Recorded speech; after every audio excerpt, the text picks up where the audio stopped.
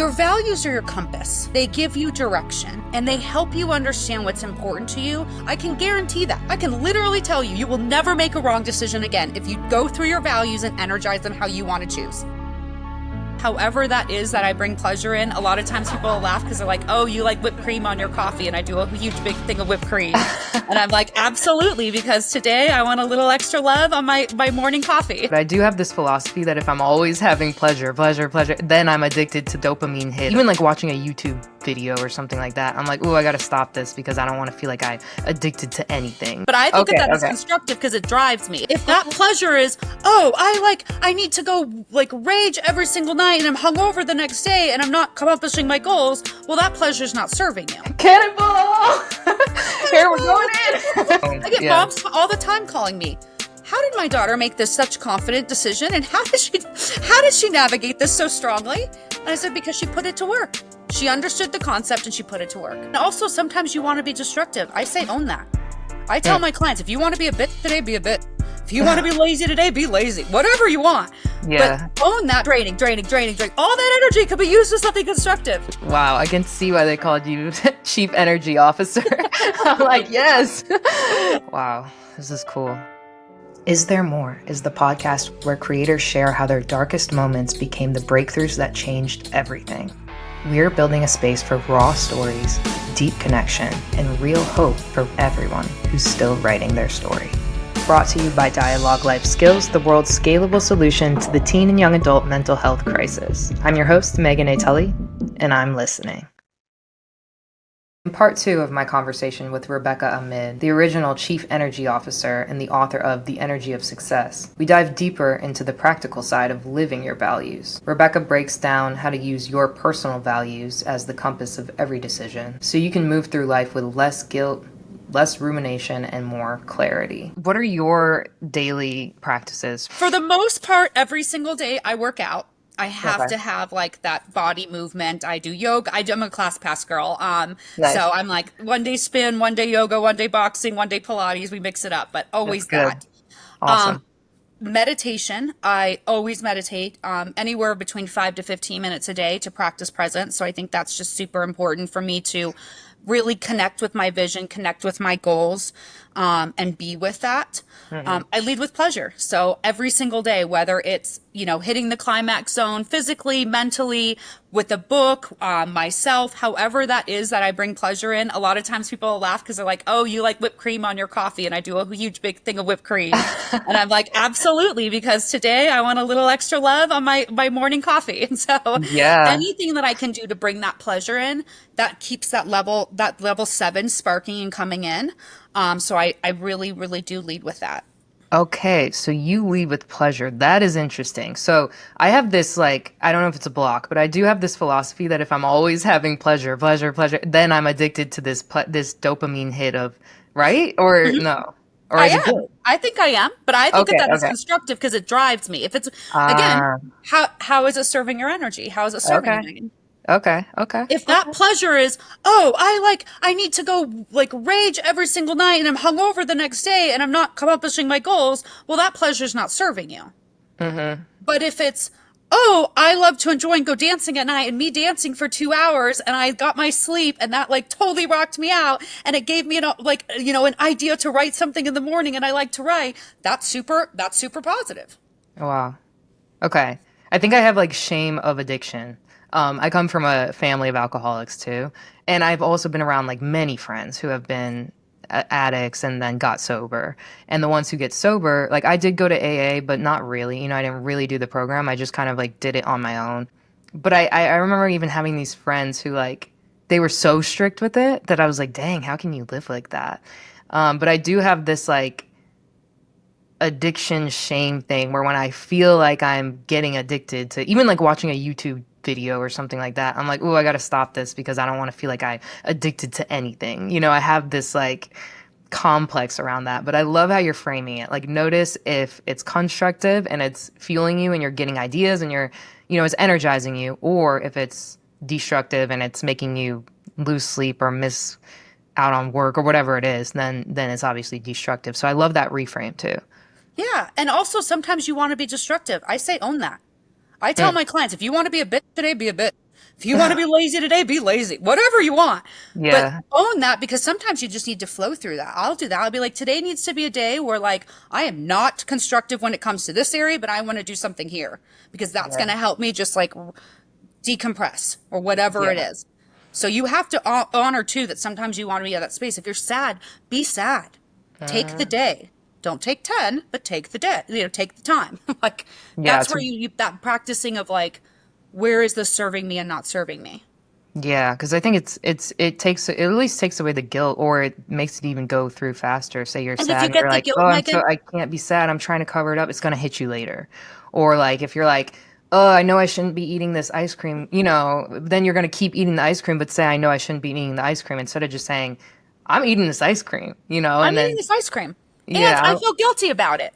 Thanks, Gremlins. Thank you. Yeah. Thanks, Gremlins. Love that. Thanks, Gremlins. But you know what? Cool. I'm going to do it because I have the choice to do it. Or I'm actually not going to do it. Thank you for reminding me that I didn't want to do this. Because then you're putting yourself in the driver's seat.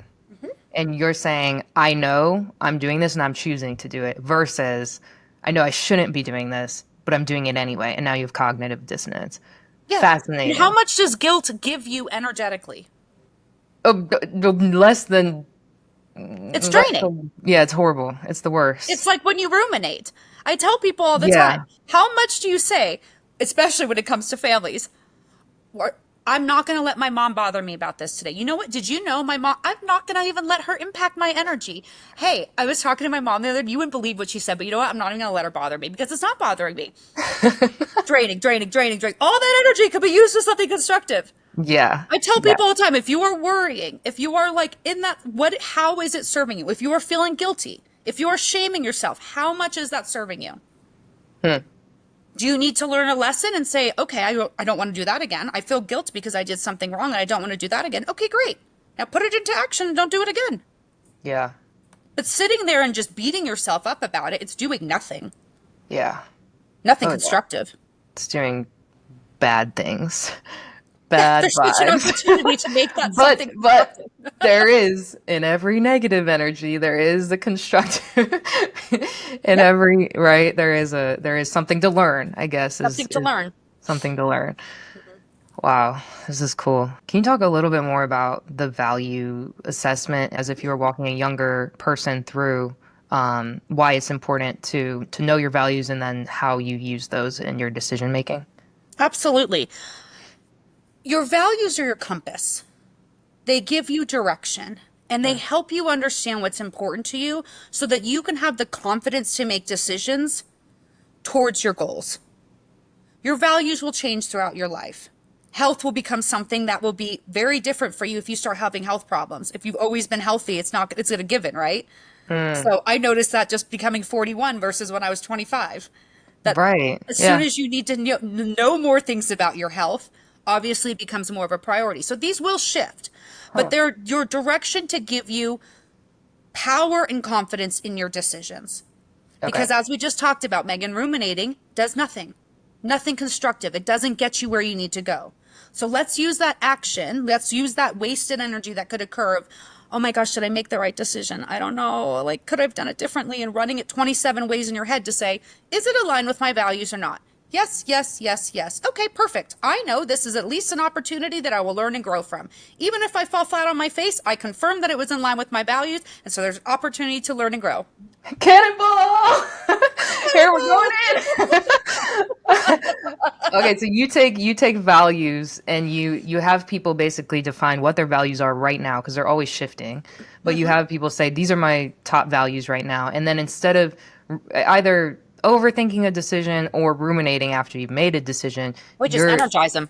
Yeah, you just say, I know what my decision is going to be based on these top 5 values that I have right now. Yeah, and we go through them. I'll say, like, Megan, what decision do you want to make, or what challenge? What are your values? Are they in line? And what type of energy do you want to place towards this decision? Is this a decision that you want to place towards the lens of curiosity? Is this a decision you want to place towards the lens of creativity? What is it? Because we want to make sure it's in line with your values and you're putting the energy behind it that you want. No matter what, you will not make a bad decision. I can guarantee that. I can literally tell you, you will never make a wrong decision again if you go through your values and energize them how you want to choose. Wow, I can see why they called you 𝗧𝗵𝗲𝗿𝗄. I'm like, yes. That's so cool. That I can So, guarantee. And you can't guarantee a lot of things, but that I can. And I teach that to my college kids in my keynotes too, because I'm like, if you can do this, and when you put this, and they put it so, oh, my Gen Zs, you're so smart. I love you all because you're just like, that makes my life easier. That's a practice and tool I can do every time with confidence. Boom, boom. I get yeah. moms all the time calling me. How did my daughter make this such confident decision? And how did she navigate this so strongly? And I said, because she put it to work. She understood the concept and she put it to work. Wow. Wow. And that's so cool. Yeah, that's so cool. It's a great testimonial. And yeah, with young people, it's like, I feel like we absorb it fast, right? We can be like, yes, I can learn this and implement it fast, because I guess younger brains probably can do that easier than. You don't have as much experience to question and have as many experiences to say that won't work. Because of all their life experience. But right? number two, your generation comes from a technology place, comes from a place of efficiencies. One of your values is efficiencies, right? Yeah. And so I'm giving you a tool that efficiently works and it speaks to your authenticity, which is another value of Gen Z. Yeah. Because definitely. they'll always find information. This is an information world now. So I tell organizations, be transparent, because if you have something to hide, it will be found by this generation. That's they were born with phones in their hands, with research and tools and this whole concept of fake news. So they're constantly verifying. So just be transparent about it. Yeah. Yeah. Yeah. I see that. And I experience that too. Okay. So last question on the values. When you find yourself in between a value shift, right? So for example, my values used to be like independence and adventure and, you know, all these more independent values. Now I'm finding myself more commitment and self-mastery and things like that. How do you let go of who you were to go towards who you're becoming? Easily. So when your values shift, usually your goals and your vision shifts. Mm-hmm. And so speaking from example, let's say one of my values before Landmark was to be of service. That was actually a value of mine. I was always wanting to be like the person that can be of help, the person you call. I found that to be like, oh, if I could give my energy and my love and my time. Mm-hmm. And then I learned that's not serving me. So my values shifted. My values shifted to, you know, it's not that I don't love service, but my value is walk the talk, freedom, authenticity. And so doing that, I have to communicate that to all people around me. And I tell people when I'm coaching them, as you make these shifts, please let people know around you, your colleagues that you work with. In fact, when you and I did this, that's what I said. I need you to get a little spicier here. I need you to vocalize what's coming up. I said, but you also need to tell everyone around you you're doing this work, because as you make shifts, you're wonky. Like anything we try at the beginning. It won't come out smooth. It's not going to come out how I'm saying it now. The reason why I can say is I don't forgive you, but I no longer place blame. It's because I've practiced those words. You think it came out like that in the beginning? Oh gosh, no, I probably said something horrific. Probably pissed people off, like, because you're wonky. And so I just tell people, like, lead with love with yourself, share with people, hey, I'm shifting. My priorities are shifting, my values are shifting, my vision and goals are shifting. And so if this comes off a little harsh or weird, please know this is from a place of creating change, and change needs a little time to finesse. Okay, so communicating who you are to the people around you is very important when you're changing. Mm-hmm. And I can see now how that would be very important, because I think that's why people fall off, because they see you shift, or, you know, you see them shift, and it's just so unfamiliar. You're like, wait, you're not who you used to be. Correct. Or you need to communicate that. Yeah, that is so important. Even like, let's say my brother, this is a perfect example. So after he, you know, attempted to take his life, passed, came back, he, like maybe 6 months later, relapsed.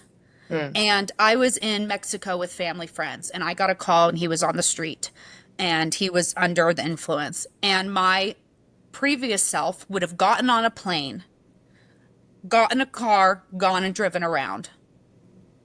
My new self was, I love you.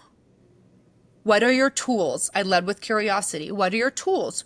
Who is your mentor? Who is your sponsor? Who can you call right now? Who is your support system?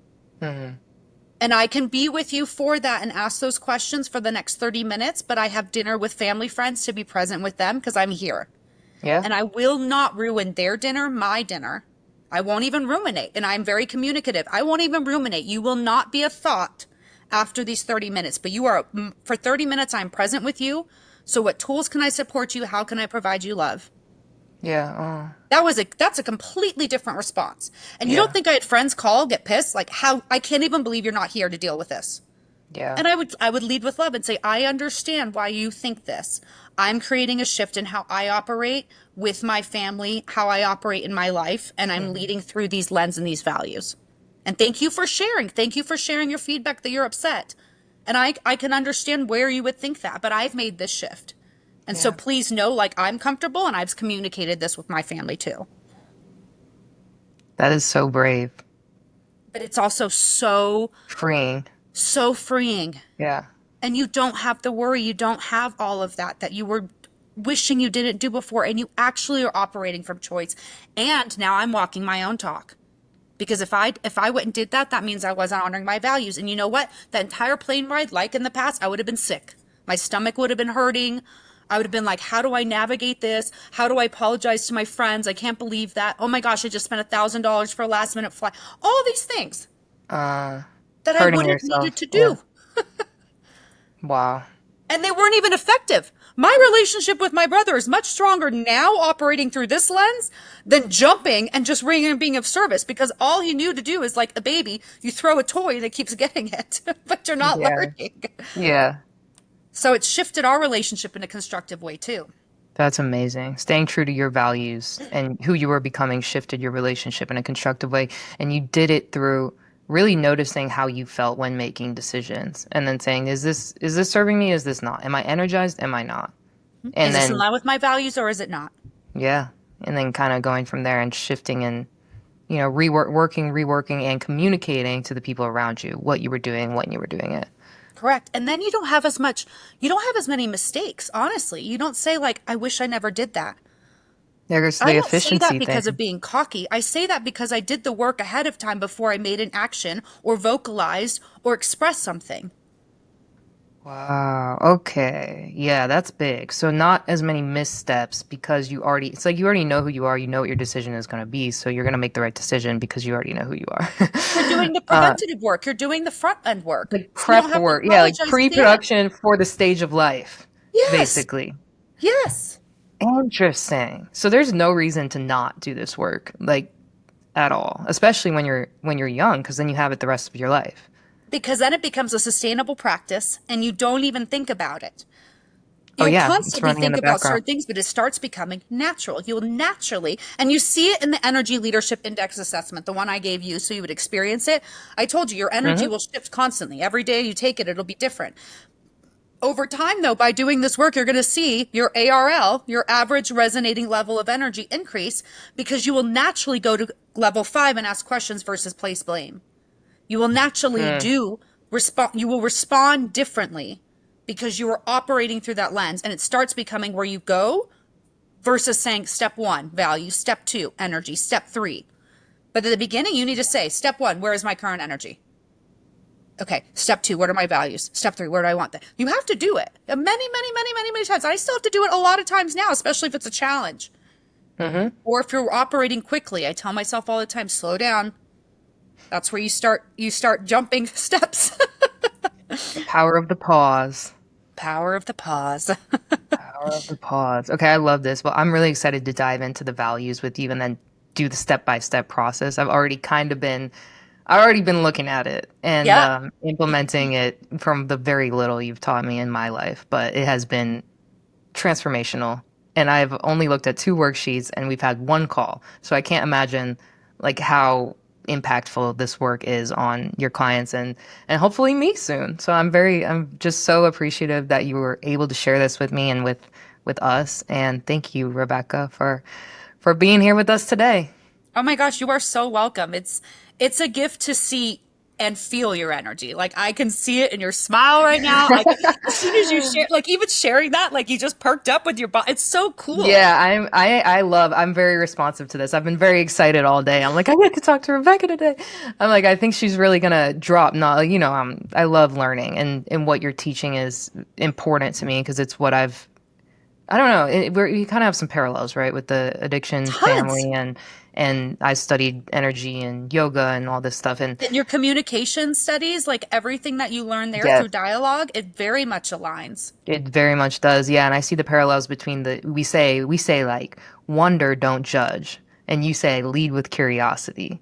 So it's like there's similar values. But yeah, I'm just so grateful and excited to continue to learn from you as well, and teach what I know as well. So Absolutely. I'm like, we learn from each other. That's the beautiful thing about synergy always. every single day. So, and I Yeah. love these conversations because I get to leave super energized too. It's like, yay, Amazing. Oh yeah, because that's something that fills you up. Yeah, if somebody, yeah, you talked about that too. That's that level 4, right? Yep, that's that level 4 of giving service. that. That's where it is super constructive because it fills up that. your cup because you're giving in a way that's also filling you up because you're getting to see other people like lighten up.